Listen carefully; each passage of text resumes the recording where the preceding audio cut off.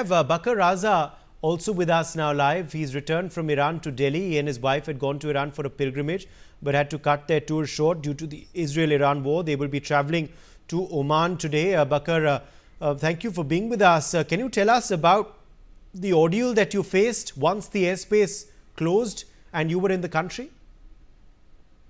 Yes, when I was there, the night the Israel committed this atrocity against Iran, I was in Isfahan that night. It was very normal. In the morning when we woke up, we came to know that Israel has hit Iran. When I went outside, I was panicking personally, being a foreigner there. I went outside, I saw the things were very normal. We had a plan for the day. But seeing the situation, we decided to cancel all the plan.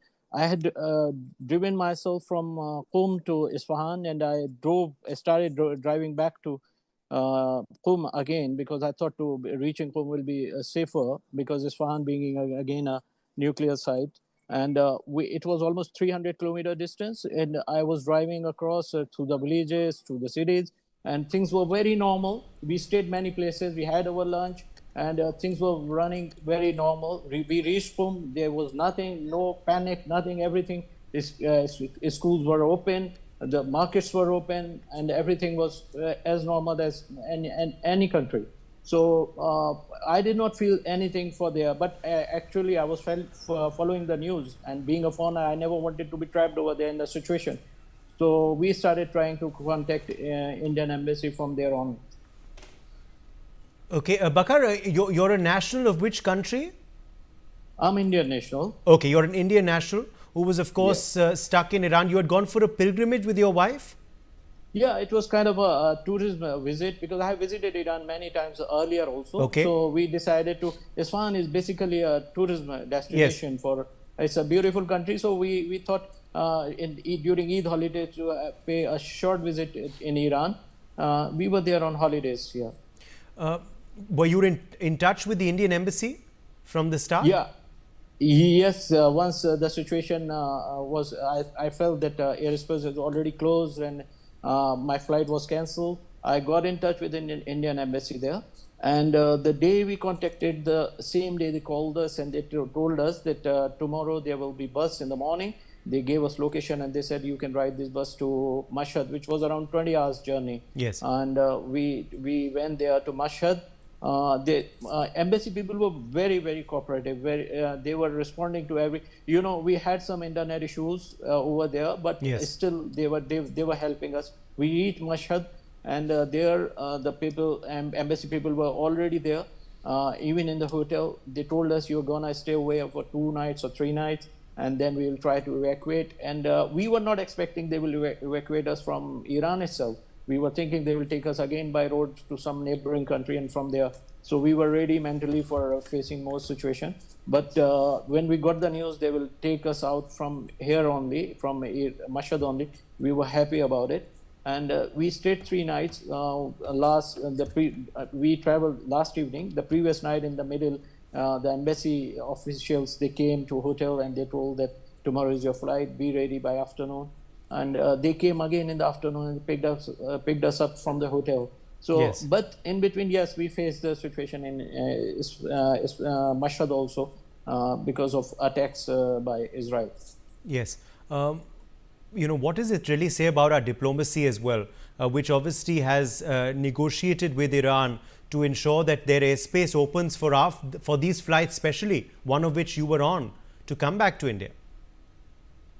I will be very honest with you. I'm an aviation professional, so I was finding it very challenging that how Indian embassy is going to manage it because of airspace in between coming of the neighboring countries and this all. So, but when I came to know, I realized that they have managed it very efficiently, and on top of that, they had taken quite a big equipment to take the passengers. So they are taking maximum passengers on each flight.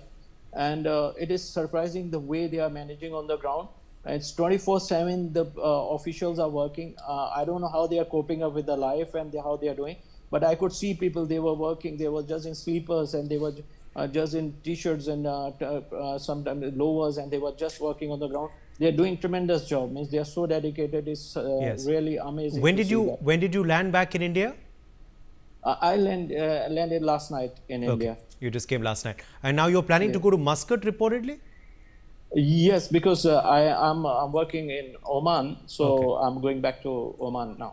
Okay, okay. Also, of course, if we talk about, the other people on board your flight, I'm sure you must have had a chance to speak to some of them on the flight or at the airport. What were some of their stories that you heard, Baqar? Of course, as I tell you, that in Mashhad, when we were there, one night the Israel attacked Mashhad, and there were 4 waves of drones and missiles, and I could see right from my hotel room, and the Iran military was intercepting each and every missile, of course, and they were right over our head, and I could see they were intercepting everything.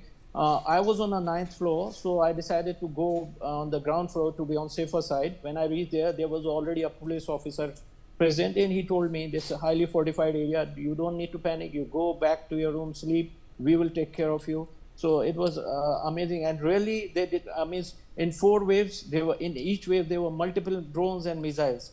So and they intercepted each one. So it was surprising to see how efficiently the Iran army. Were most of the people on your flight students? There were few students as well as the people those who had gone for pilgrimage, and a few like me, those were on holidays. There were also families like me. All right. Yeah. Okay. Thank you very much, Baqar Raza. Glad to hear you're safe, and of course you are back in India thanks to Operation Sindhu, of course, which was started by the government. For more such videos, subscribe to the Newsx YouTube channel, hit the bell icon.